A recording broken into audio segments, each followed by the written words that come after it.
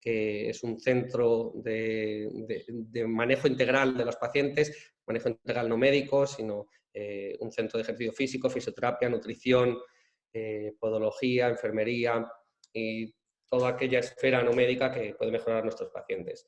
Uno de los pilares fundamentales de Oncare desde su fundación es la formación e información. Desde el principio, y hace ya esta semana hemos cumplido un año de la apertura, desde su apertura física, iniciamos una serie de aulas formativas que en un momento dado fueron presenciales y cerraron nuestra idea desde el principio, pero con toda la situación de la que no vamos a hablar, después del cierre, no cierre, apertura y demás, pues intentamos de alguna manera refrescarnos, hacer un refreshment o incluso reinventarnos, y como casi todas las empresas o como casi todos los proyectos, pues hemos tirado en cierta manera por la parte online. Pero sobre todo lo que queremos es formación e información. Información e información, sobre todo veraz, con evidencia y de utilidad. ¿A quiénes va dirigido a nuestras aulas formativas? Pues va dirigido a cualquier persona, población general, tanto pacientes como familiares, paramédicos, también va dirigido a profesionales no sanitarios, porque realmente lo que elegimos son temas que creemos son de actualidad o que creemos que son importantes para el manejo de nuestros pacientes o para la vida en general de nuestros pacientes, y muchos de nuestros temas son realmente solicitados por amigos, por usuarios del centro o incluso por nosotros mismos, ¿no? Y yo me voy a enrollar muy poquito más.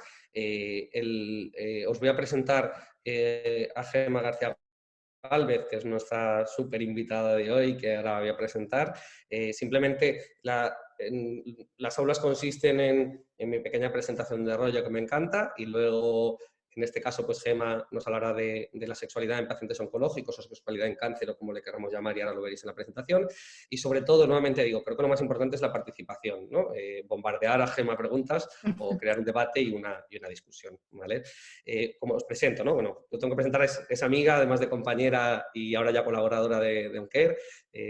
Gemma García Gálvez es ginecóloga en el Hospital Quirón, además es sexóloga, tiene una amplia experiencia en pacientes ginecológicas, por supuesto, tiene una amplia experiencia en cáncer y ha manejado muchísimas pacientes con cáncer, pero sobre todo lo interesante, para hoy, lo interesante de Gemma son muchas cosas, pero lo interesante es esa ambivalencia, ¿no? La parte de sexología y la parte médica, que quizá no sea tan frecuente, o desde el punto de vista de alguien que no sabía del tema, es muy interesante, ¿no? La mezcla del tema médico y el tema sexual, que a veces como que lo separamos, ¿no? Gemma y yo hemos hablado muchísimas veces, cada vez que hemos coincidido en algunos eventos, no médicos y otros médicos, de lo interesante de este tema, ¿no? Y siempre habíamos hablado de que en algún momento dado nos encantaría que nos comentara algo, lo que ella quisiera hablar, ¿no?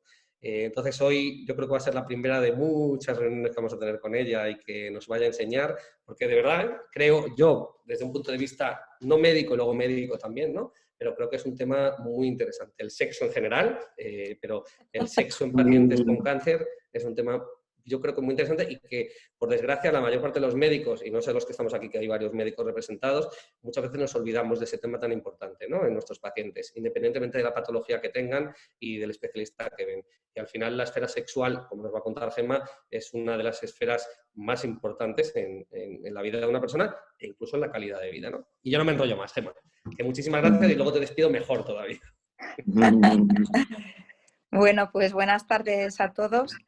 Efectivamente, soy ginecóloga, responsable de la unidad de suelo pélvico en Quirón Salud, Madrid, y mis pacientes en la consulta pues me transmitían estas inquietudes, porque todo lo que es la patología del suelo pélvico pues está muy ligada a la problemática de la sexualidad.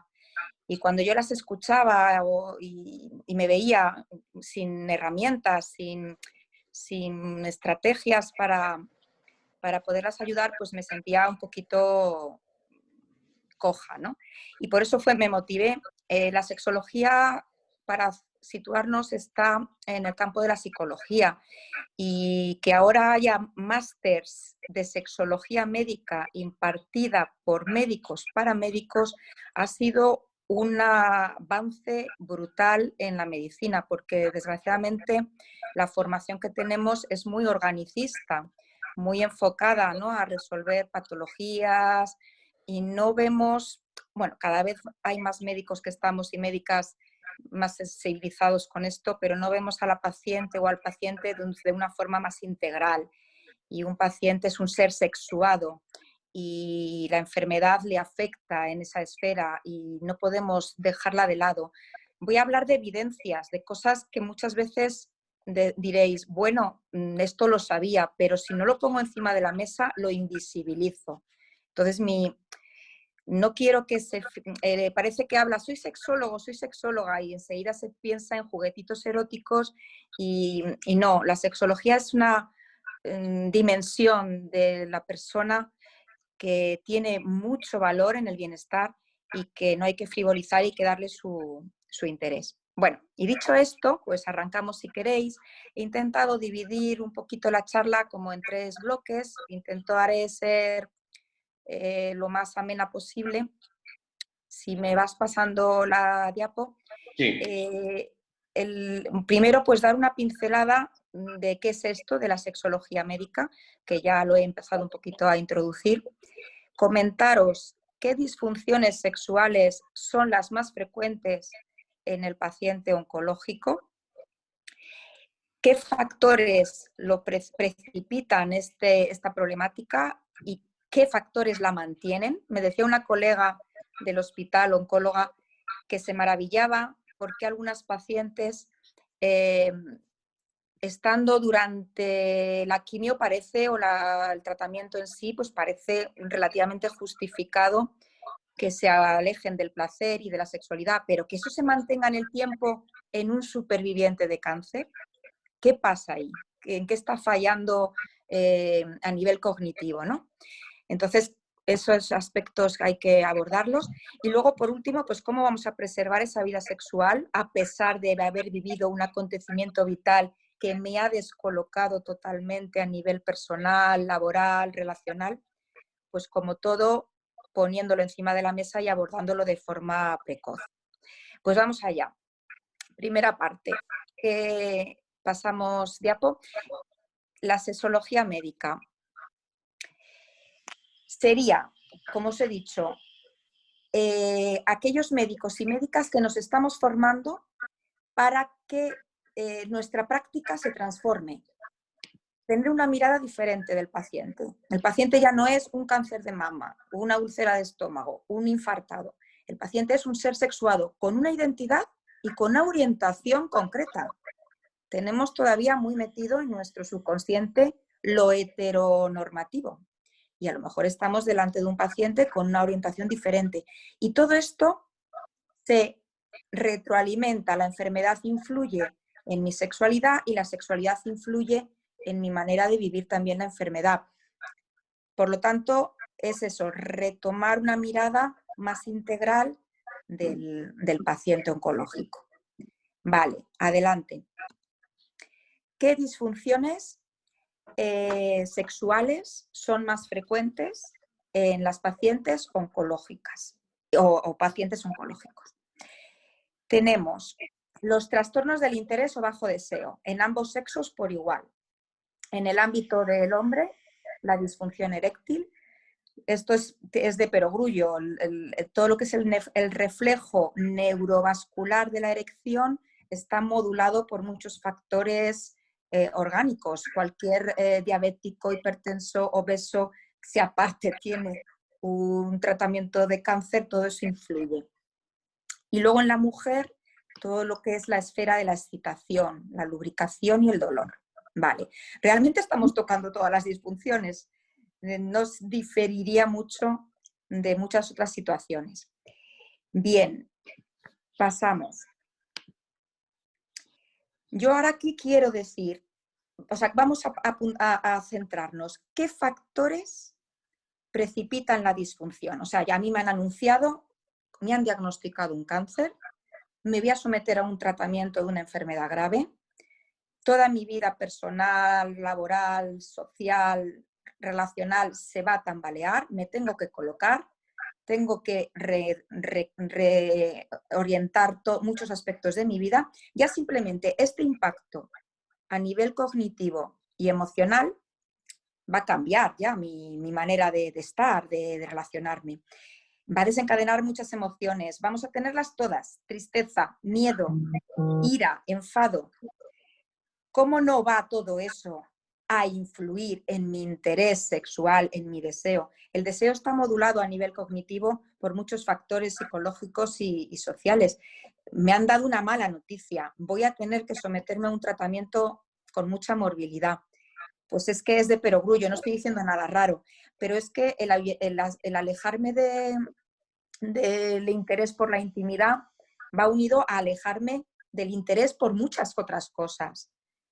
Voy a caer en una situación de bastante tristeza.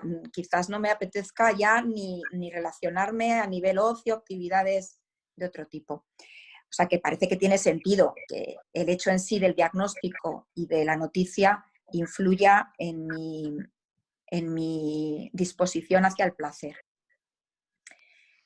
Más aún, todas las terapias a las que va a ser sometida este paciente. La quimio, todos sabemos que el estado físico va a deteriorarse.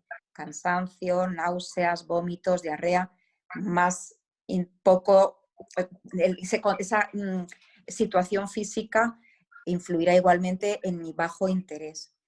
Cuando se recibe de radioterapia pélvica, todo el componente neurológico que afectamos, como he dicho antes, a nivel vegetativo, todo el plexo hipogástrico va a influir en la neurofisiología de la erección. Y en la mujer, esa vagina o ese aparato genital va a verse también dañado.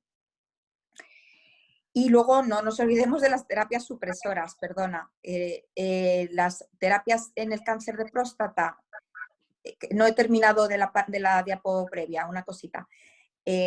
Antiandrogénicas o en el cáncer de mama antiestrogénicas, pues ya de por sí deterioran toda la respuesta sexual. Las hormonas modulan, muchas veces no sabemos cómo, también a nivel central.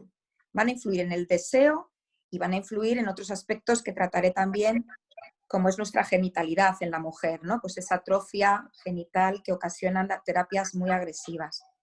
En definitiva, todos los ingredientes a nivel físico para que no solo biológicamente hablando la respuesta sexual se altere, sino también psicológicamente hablando. La sexualidad está modulada por lo biológico, por lo psicológico, por lo cultural, por lo social, por lo educacional.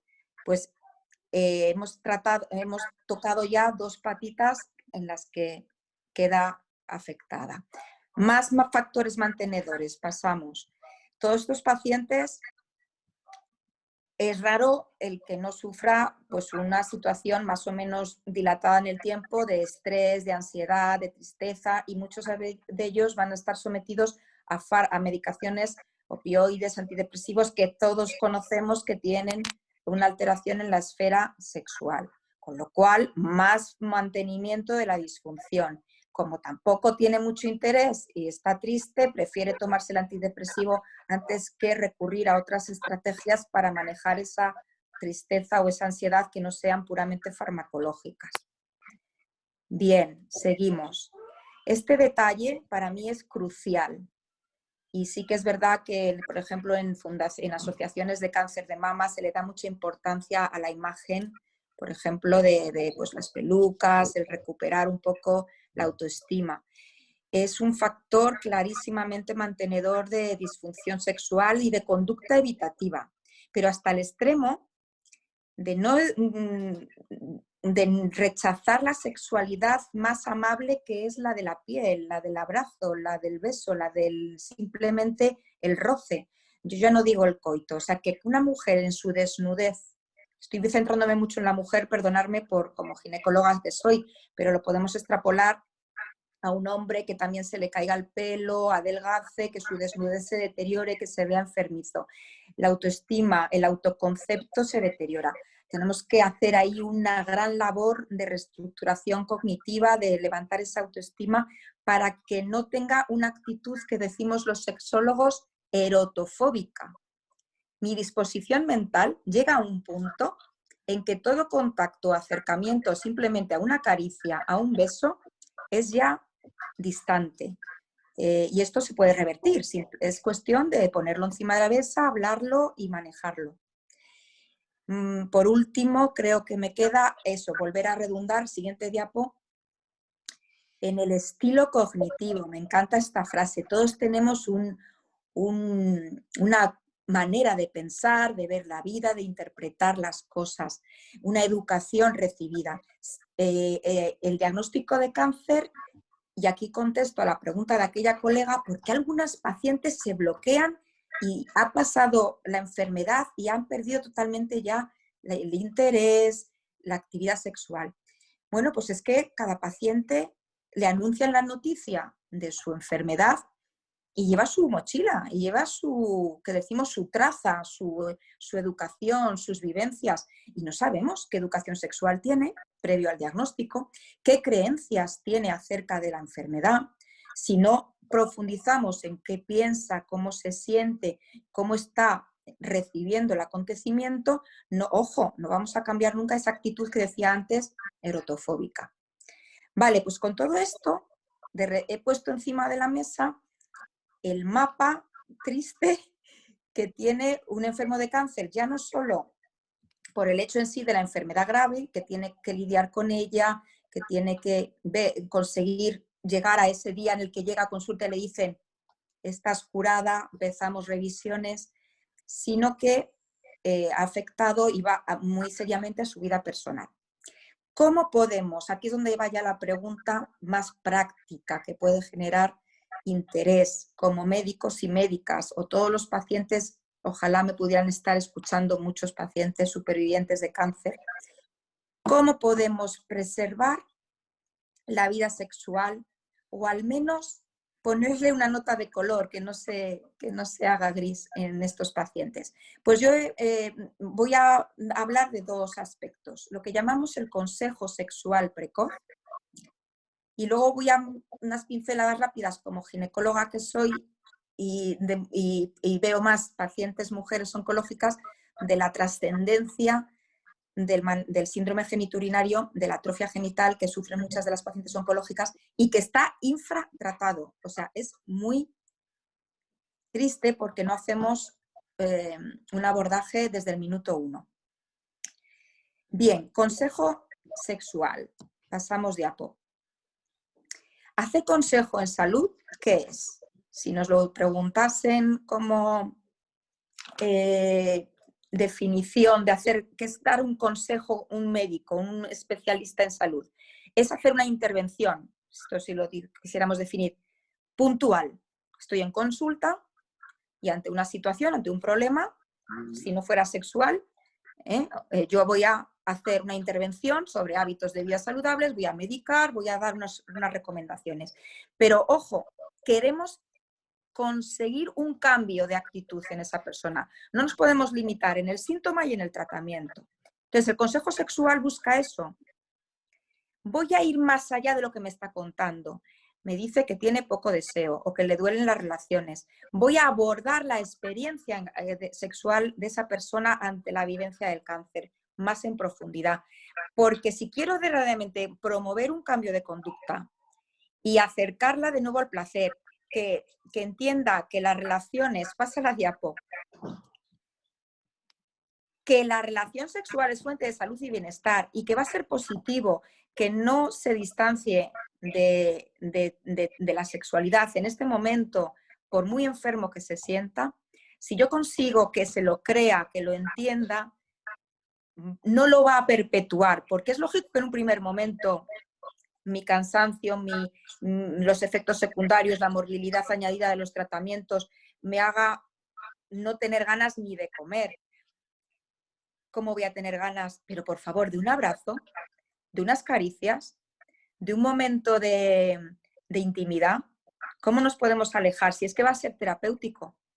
Entonces, ese es el cambio actitudinal que queremos conseguir. Y ahí, ¿cómo lo vamos a conseguir? 4 patitas tiene el consejo sexual. Pasa la diapo. No hace falta que nos derivéis todas las pacientes a un sexólogo o una sexóloga.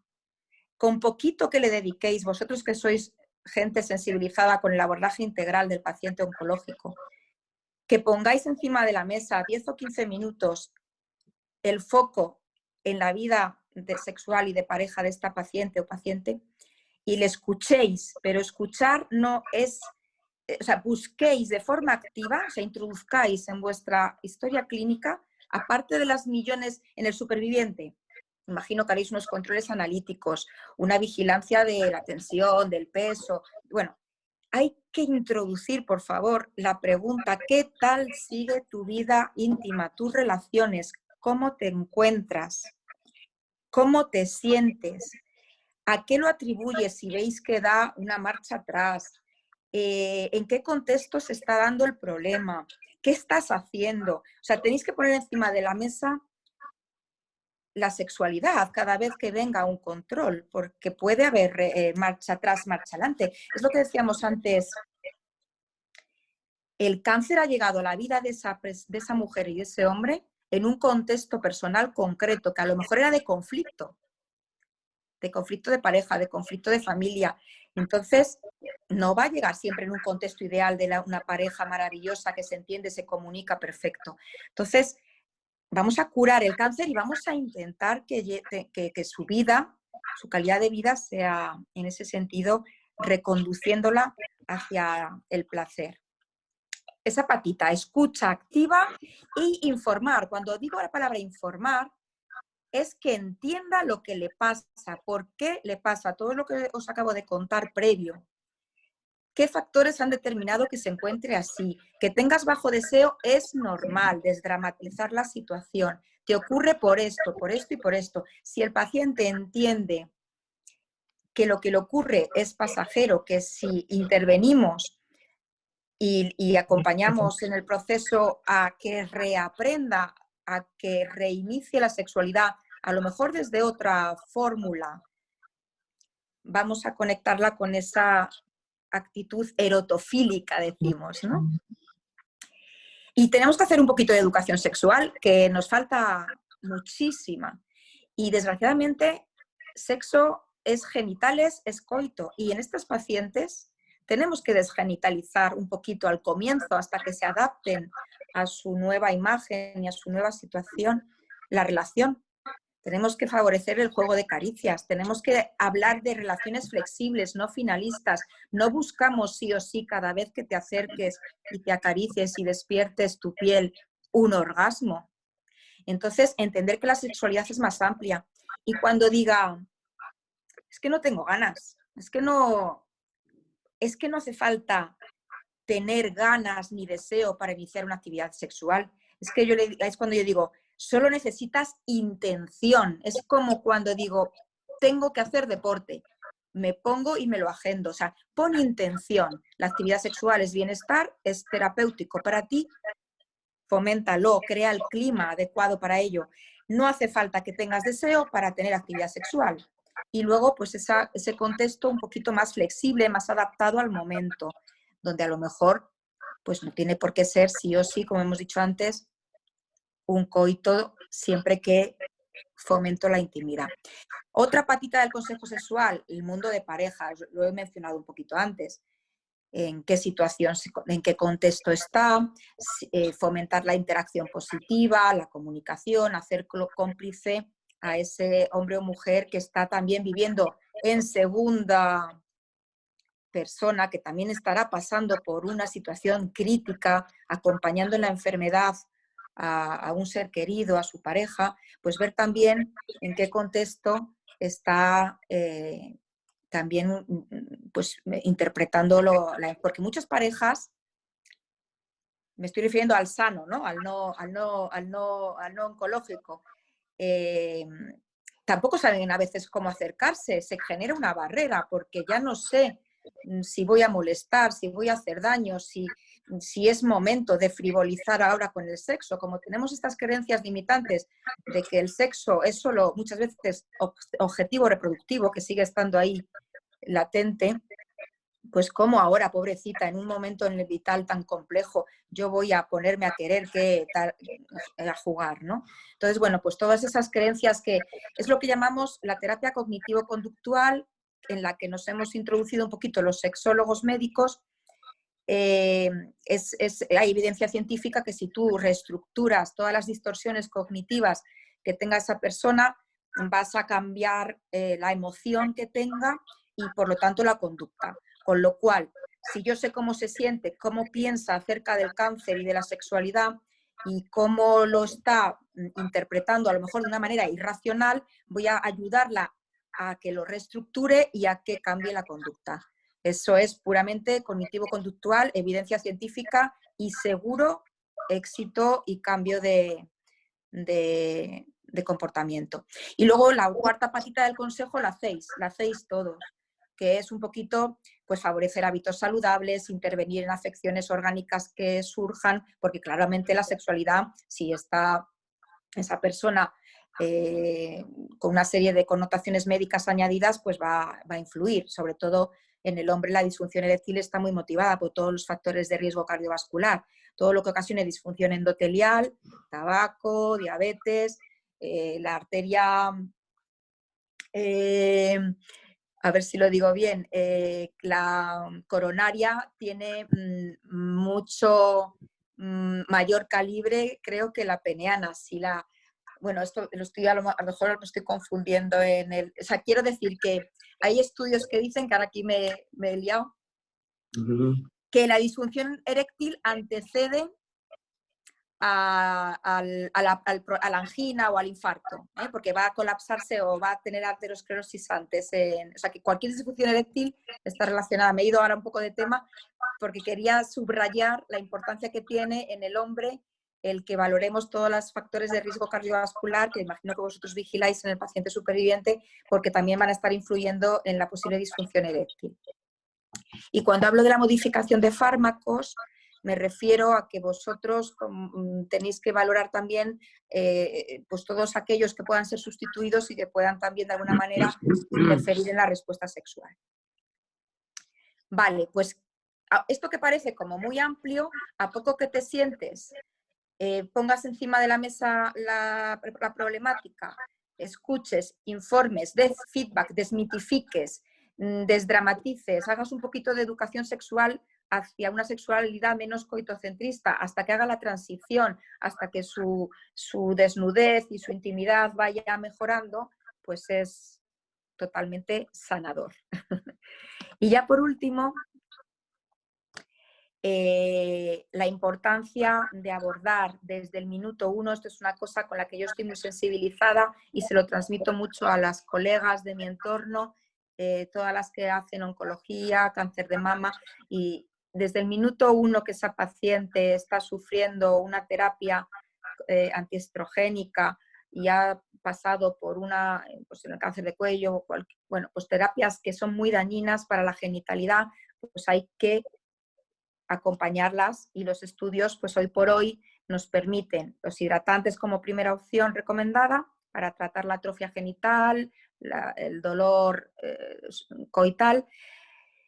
Es una pena que la terapia estrogénica local, que es maravillosa, todavía no está siendo, por falta de ensayos clínicos, utilizada en el cáncer de mama, que es el cáncer número 1, porque aunque el paso a sangre de los niveles de estrógenos es mínimo, pues todavía no hay datos que nos permitan normalizar su uso, a la espera del ensayo que creo que ya el año que viene saldrá, donde se ha hecho una valoración de la recidiva de cáncer a 5 años en mujeres que han tenido cáncer de mama y han sido tratadas con estrógenos locales. Ojalá de una vez por todas se pueda normalizar el uso de estrógenos locales en la paciente con cáncer de mama, porque salvaría muchísimas atrofias genitales que distancian por completo a la mujer de la sexualidad, porque en el momento en que ella siente el más mínimo dolor al roce, como he dicho antes, no sé por qué, anulan hasta el autoerotismo, hasta la masturbación. O sea, es que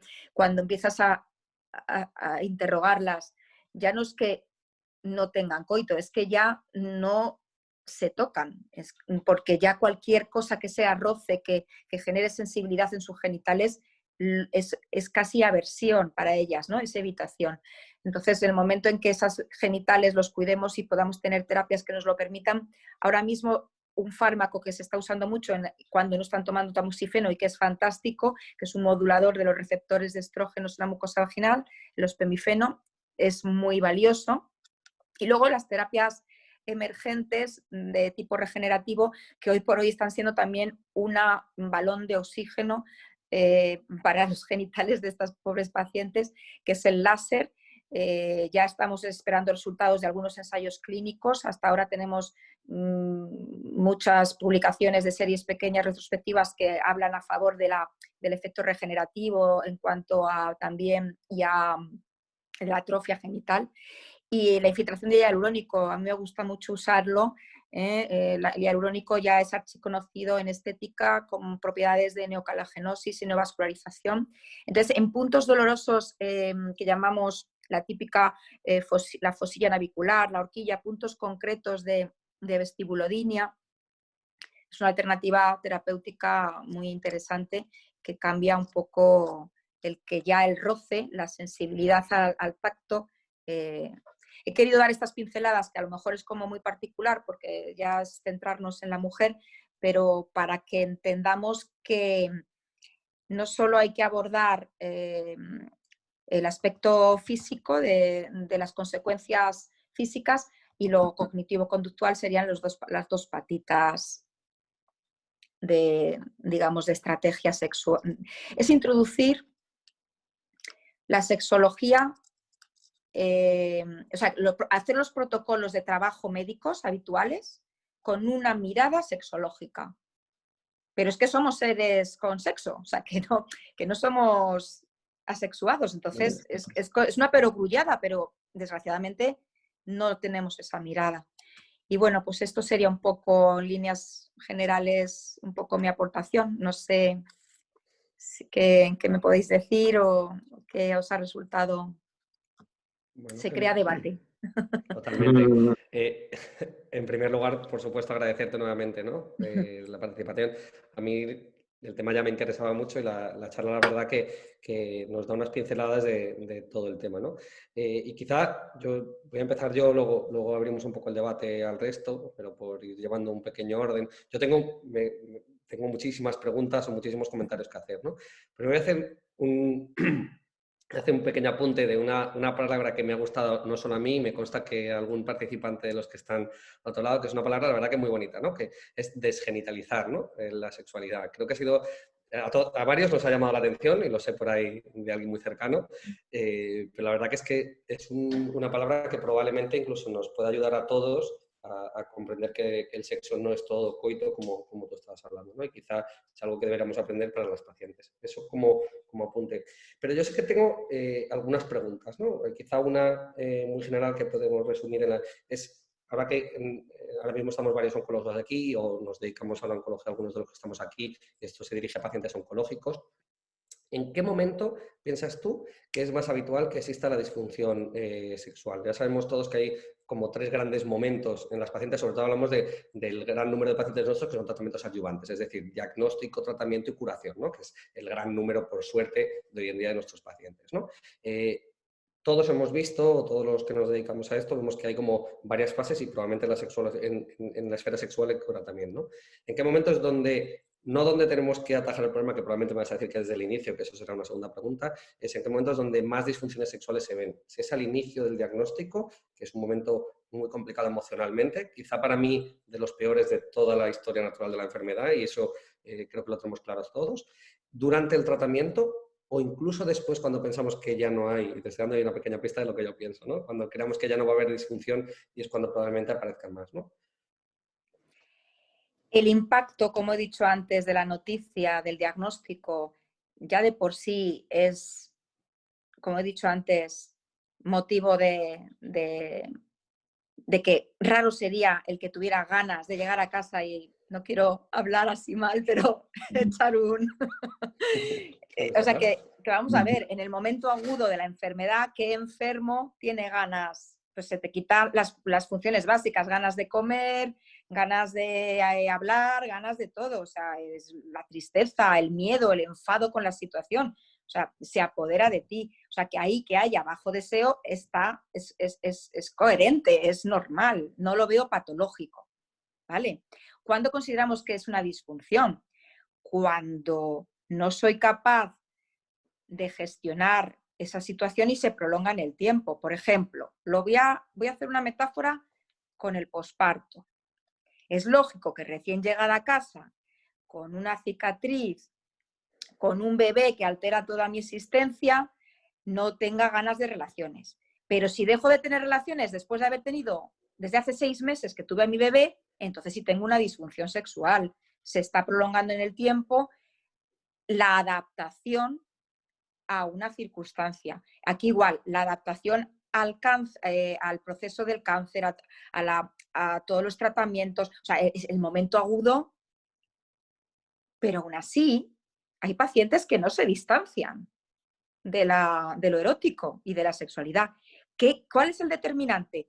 La carga cognitiva, porque todos traemos una educación más o menos proactiva, y luego una situación personal de más o menos conflicto o no conflicto. Entonces, a la pregunta que me lío, ¿cuándo veo más, dices cuándo es más frecuente que haya una disfunción sexual? En el momento agudo lo veo natural,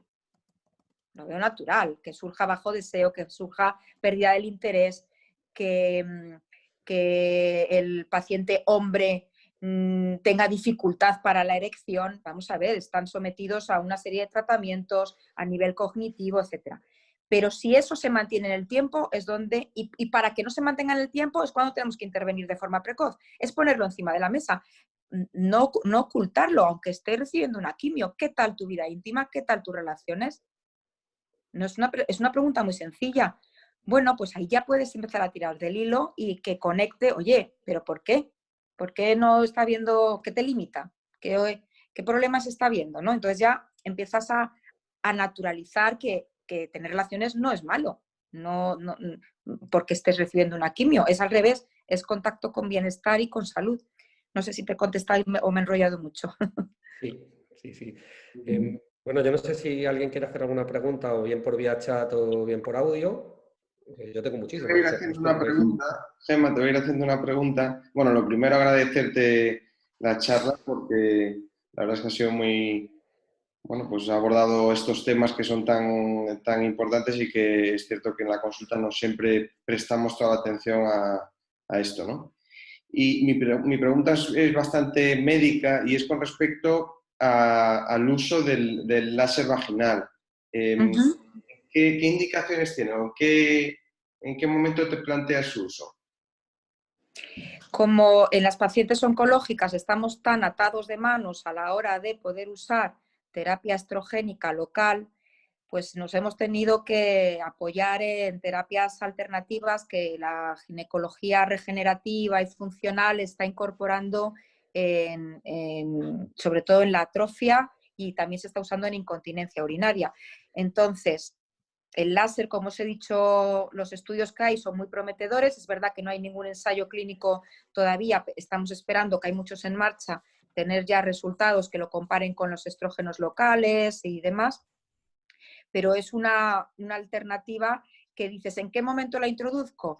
Pues vamos a ver, si a mí me llega la paciente, que me llegan gente joven, ¿no? Pues ya sabéis, 40 y tantos años, que los hidratantes se le están quedando cortos, que no le están dando solución, que pues voy a recurrir primero a valorar si son, porque muchas veces hacen, que esto no lo he mencionado en la charla, vaginismos secundarios, es decir, como el roce y la sensibilidad de mis genitales es tan delicada, hago una contractura, una hipertonía secundaria de alerta, ¿no? de reacción defensiva, con lo cual se complica aún más. Te encuentras mujeres muy jóvenes que ya no es que solo tengan dolor superficial al coito, sino que también tienen un dolor profundo por contractura.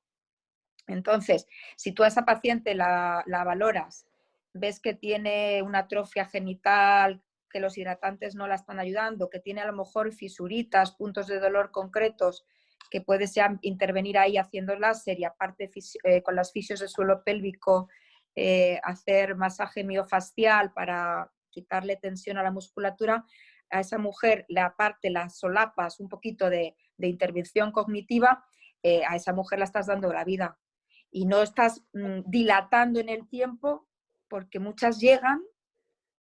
¿Desde cuándo no tienes relaciones? Y pueden estar sin relaciones 2 y 3 años, o sea, supervivientes ya sanas, ¿eh? O sea, que curadas. El láser y también se está usando otras alternativas, la radiofrecuencia. Es verdad que nos faltan todavía, como os he dicho, resultados de ensayos clínicos en firme, pero vamos, son todas las aproximaciones de estas terapias prometedoras. Gemma, tengo un par de preguntas que yo creo que también tienes acceso al chat, pero yo te lo pregunto directamente. La primera, por orden de intervención, es, nos pregunta Mar de Aro. Hola, Mar. ¿Crees que parte del tratamiento oncológico debería incluir un apartado de terapia sexual? Totalmente. La filosofía que tenéis los nuevos oncólogos de ver al paciente no como un cáncer, sino como un paciente con muchas cuestiones que tratar, ¿no? El ejercicio, la alimentación, incluso la vida relacional, el ocio, la meditación, el manejo del estrés. Por favor, desde el minuto 1 tenía que haber un asesoramiento sexual. Aunque solo sea, yo creo que hay etapas en la vida de la mujer que debería tener valor, lo tengo claro, el posparto y la menopausia, pero encima, en determinadas patologías tan serias como es la oncológica, en el momento en que esa mujer ha pasado ya su tratamiento agudo, vete nada, a lo mejor solo necesitas una intervención corta. No hace falta que hagas terapia sexual de un proceso largo. Eso sería en los casos que os he dicho que se han mantenido en el tiempo la disfunción por no haberlo puesto encima de la mesa de forma precoz. O sea que sí, creo que los grupos multidisciplinares que tratáis al paciente oncológico deberían tener sí o sí un sexólogo o sexóloga. Creo que es una dimensión de la sexualidad es una dimensión humana que hay que tratarla en la enfermedad.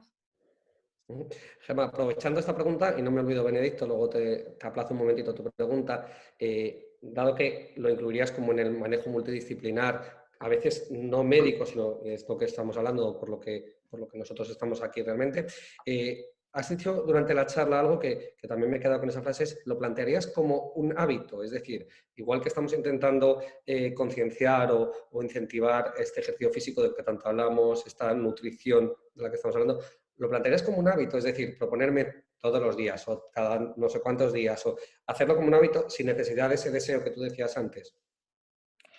Yo cuando hablo con mis pacientes digo, hay que agendarlo, hay que ponerle intención, porque es que te vas a sentir bien, porque es que va a ser terapéutico. O sea, vamos a ver, como decía antes, estoy diciendo cosas obvias, evidentes, que no estoy diciendo, ¿por qué nos alejamos del contacto con el placer y de esa manera? Pero es que es lo primero que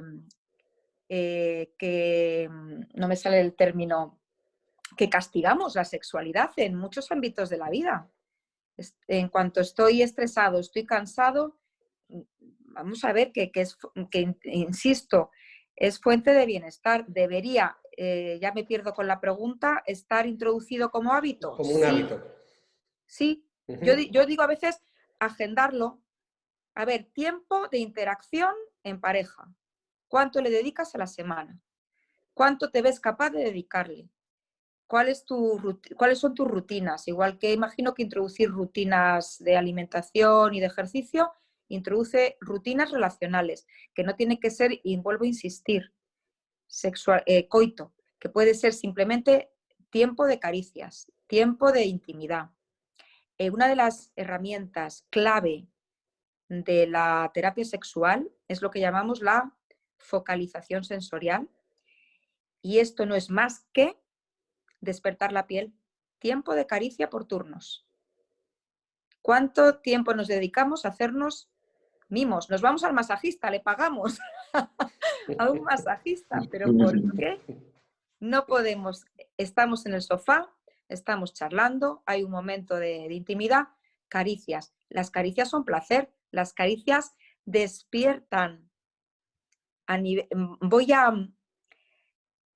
El deseo, por ejemplo, aquí vuelvo un poco a teorías. El deseo no tiene que ser un calentón, voy a hablar así un poco en plan coloquial, que me entra de repente y ese vale, será el del adolescente, el de descarga, el deseo de descarga. El deseo hay que ponerle intención Y si en un contexto yo reacciono de forma positiva, es el deseo reactivo, es igual de válido, pero lo tendré que poner intención, le tendré que poner contexto. ¿Y cómo se lo pongo? Despertando la piel, que es el principal órgano erógeno que tenemos, y que no le... O sea, simplemente si un día tú te tocas así un poquito y te acaricias la cara, la cantidad de sensaciones positivas que descargamos es brutal. Bueno, que yo me lío y a lo mejor me voy de la... Súper interesante, como ya sabes. Nos preguntaban también, hablando de hábitos, y nosotros promovemos también ese hábito de vida saludable que es la nutrición, pero nos preguntan directamente si existe algún alimento, alguna comida que pueda aumentar la libido, que aumente o que despierte este deseo sexual, ¿no? Los famosos afrodisíacos reales, ¿no? Hay o sea, fitoterapia que se puede usar para el bajo deseo. Muchas de mis colegas conocerán la macandina. También está el Tribulus terrestris, que le llaman la Viagra vegetal. O sea que sí que hay, y hay estudios, que en determinadas dosis, yo creo que la medicina basada en los principios activos de las plantas es válida.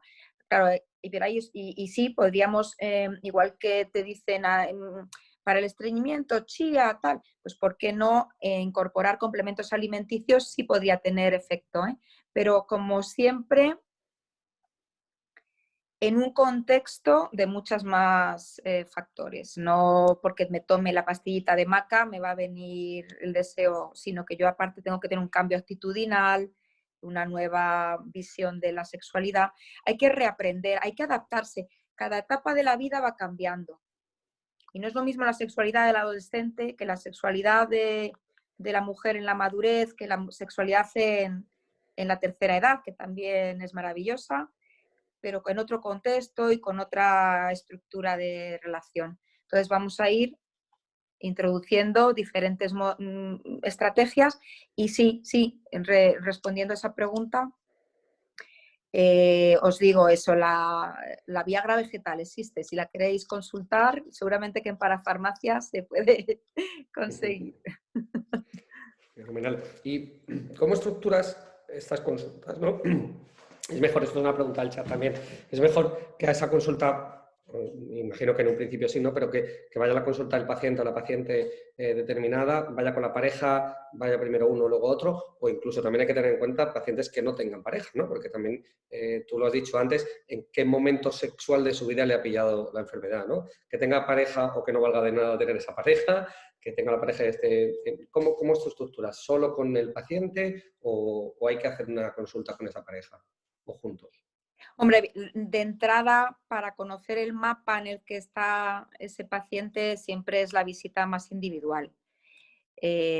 Vosotros como oncólogos tenéis que poner la pregunta encima de la mesa. ¿Qué tal tu vida íntima? ¿Qué tal tus relaciones? ¿Cómo te encuentras? Si eso le está afectando, como todo, tampoco vamos a ser ahora aquí talibanes de la sexualidad, porque a lo mejor no le da importancia o no le da valor, pero bueno, tú se lo has preguntado. Es como hacemos la búsqueda activa. Tú como médico tienes que explorar qué facetas pueden interferir en su bienestar y en su salud. Y la sexualidad es una de ellas. Vale, yo la pongo encima de la mesa. Si esa paciente, ya simplemente el lenguaje no verbal, denotas que hay ahí problema, la derivas o la haces una pequeña intervención de consejo, si te sientes con las herramientas para hacerlo o el tiempo, que también eso es otro de los limitantes en muchos colegas, ¿no? Pues casi prefiero que visites a la sexóloga que te va a ayudar a lo mejor si tú te estás preocupando. Y siempre el abordaje inicial sería de forma individual. Muchas veces se asustan, cuando les dices, ¿te apetece que invitemos a ver, porque estás notando que hay algún conflicto de comunicación? Ellos, o sea, los mensajes que te pueden ir dando son brutales cuando ves que hay algún conflicto, un problema, sobre todo eso de comunicación, de cómo, pues, invitas a la pareja siempre que el paciente lo desee así, No todo el mundo se ve con ánimo de hacer una terapia, pero sí he tenido casos de mujeres muy bloqueadas que han necesitado la complicidad de su pareja. Gemma, aprovechando este tema, porque hemos hablado en todo momento de la disfunción sexual del paciente en sí y que el paciente consulta o nos pide ayuda o nosotros hacemos la búsqueda activa para intentar solucionar ese problema o lo que le está ocurriendo. Pero podría ocurrir que es en general, por la experiencia en consulta y mis compañeros vosotros lo podéis saber, puede ocurrir aquella paciente de mediana edad que no le apetece en ese momento realmente o no quiere y sin embargo el marido, pues, o el marido, la pareja o como queramos llamarle, sí que insiste en esa sexualidad y ahí hay, yo creo que también un estrés emocional que habrá que manejarlo de otra manera, ¿no? No sé qué opinas de eso. Pero, ¿en qué casos tú te has visto cuando el acompañante saca El el tema acompañante es más que la paciente? efectivamente, ¿no? O la paciente saca el tema con una intensidad, con un estrés emocional importante porque lleva mal que la pareja quiera continuar teniendo una sexualidad habitual o de forma protocolaria durante los días que sean determinados en la semana y sin embargo, digo ella porque en general suele ocurrir así, pues no quiere, no desea y creo que ese estrés es como cuando no tienen apetito y le obligamos a comer, al final...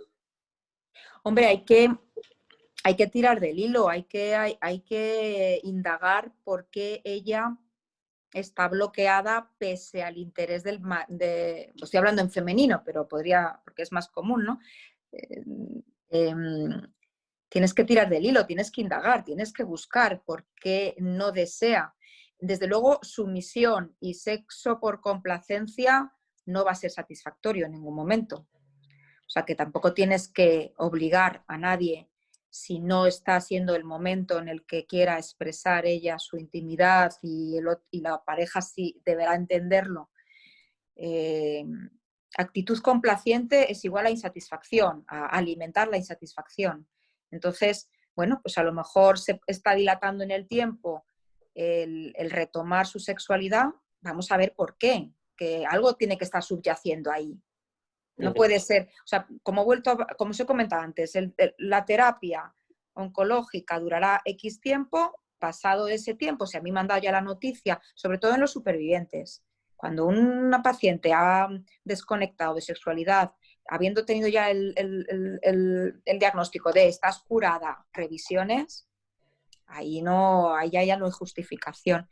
Y, y si la pareja es insistente y no entiende y no empatiza con las necesidades de la enferma, estoy hablando siempre en este sentido, pero bueno, podría ser con otro género, también habrá que ver ahí qué está ocurriendo. O sea, que como todo, hay casos, por posibilidad de poner ejemplos, ya dudo que no haya algún conflicto subyacente, si no empatiza el cónyuge con darle su espacio, su tiempo o cambiar la forma de relacionarse.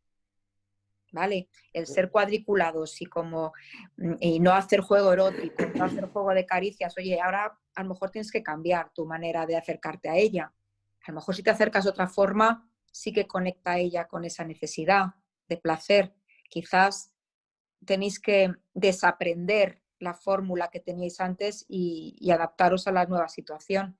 No todas las mujeres se ven bonitas aunque ahora las reconstrucciones de mama se hagan, pues o con la caída de pelo, pues la desnudez esa a lo mejor no les está favoreciendo el encuentro. A veces son pequeños detalles, como he dicho antes, de autoimagen, sin más. Gemma, te voy a robar muy poquito tiempo más, ya estamos terminando, pero yo ya Vale. simplemente para cerrar esto, vamos a tener en el mundo ideal que el oncólogo hace un diagnóstico precoz, hace un screening, hace una búsqueda activa, tanto el oncólogo como otras especialidades, que creo que hay gente conectada de diversas especialidades, o incluso cualquiera de nosotros podemos tener un amigo, un familiar, una pareja que creamos que necesita esta valoración no sé, y la pregunta es muy directa, ¿no? ¿Cómo podemos contactar contigo? ¿Cómo te enviamos? ¿De qué manera nosotros, porque a ver, yo contacto muy fácil, ¿no? Te mando un WhatsApp, pero ¿de qué manera te podemos llamar directamente a las consultas? ¿Cómo podemos enviar de eso? Y dentro de la unidad del suelo pélvico, pues hemos diseñado una consulta específica de sexología médica. Entonces, perfectamente puede canalizarse, llamar al hospital de esta manera o, bueno, ahora he montado una cuenta profesional de Instagram, también me pueden contactar por ahí. Estoy intentando articular, porque todo esto va despacio, pues los mecanismos para tener también a lo mejor un contacto directo a un mail, sexologiamédica@Quirón, que estamos intentando también montarlo. Bueno, pero lo más rápido y fácil, pues preguntar en unidad de suelo pélvico de Quirón, la consulta de sexología, no hay problema. Qué duda cabe que preguntándonos a nosotros directamente también te lo podemos remitir, ¿eh? Que nosotros estamos también, no, por si nos llegan preguntas o nos llegan clientes, ¿no? Bueno, pues poco más que decir, Gemma, yo creo que tu charla, bueno, a mí personalmente, pero creo que a todos espero que os haya gustado mucho.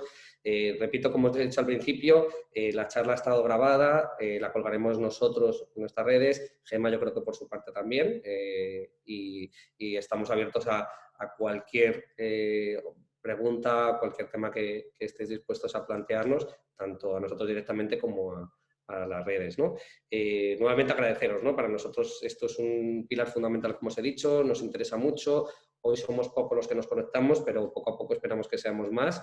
Y la verdad que yo ya me llevo una hora muy entretenida y a mí personalmente me has solucionado muchísimas dudas, pero creo que tengo muchas más preguntas. Creo que es un tema para volver a hablar, ¿no? Y ten muy claro que vamos a volver a contar contigo, si tú quieres, desde luego, pero nos parece un tema bastante interesante, ¿no? Yo no sé si Alfonso quiere cerrar algo más o con mis magníficas palabras lo tiene claro. No te escuchamos, Yo Alfonso. simplemente, mi mensaje, o sea, si tuviera que, simplemente con que sensibilicemos al mundo médico para que el aspecto de la sexología esté incluido en nuestro protocolo asistencial habitual, que somos muy enfocados a temas reproductivos. El ginecólogo, por ejemplo, no tiene duda en preguntar ¿cuántos hijos, partos, métodos anticonceptivos? Pero, ¿qué tal tus relaciones? ¿Satisfactorias? Es que podemos hasta, perdonar que es un tema delicado, es que hasta podemos poner en evidencia una violencia de género. Es que hay tanto, es que podemos tener delante de nosotros, me estoy metiendo ya en temas más delicados, una paciente oncológica que sufre violencia de género y se nos está pasando por alto. O sea, que esto que me estás diciendo, el ejemplo que me has dado antes, de que el marido insiste en tener relaciones y que ella lo rehúye, es que a ver por qué hay ahí algún conflicto de pareja. O sea, que a mí me parece muy triste que tengamos delante un paciente y que no sepamos capaces de sacar de él estos problemillas. Bueno, ahí queda. Alfonso, ¿querías decir algo? No se te escucha. Tienes desconectado el audio, Alfonso. No, que sí, quería agradecerle su disponibilidad y nada, y que muchísimas gracias por tu tiempo y por esta sesión que ha sido realmente completa y que nos ha resuelto muchas dudas, sobre todo las dudas de Alejandro. Bueno, Gemma sabe que es un tema que siempre me ha interesado y que llevo bastante tiempo detrás de intentar organizar una ponencia o un aula con ella, ¿no? Y la verdad que Muchísimas muchísimas gracias gracias. por haberme invitado de verdad y o sea, que me lo he tomado como un reconocimiento por vuestra parte a una labor que no es fácil, soy como la friki, la que hace algo un poco raro y distinto. Bueno, pues simplemente nuevamente daros las gracias, despedirnos aquí. Os avisaremos por Instagram y por redes la próxima charla que será pues probablemente para principios de diciembre. La idea es hacerla de una forma mensual y igualmente os agradeceríamos temas. O sea, nosotros tenemos temas pensados, pero os agradeceríamos que si pensáis cualquier tema que fuera de interés, incluso queréis contarnos algún tema de interés, nosotros estamos abiertos a cualquiera de los temas que podáis aportar. Muchísimas gracias a todos. Muchísimas gracias. Hasta luego. Adiós. Ahora.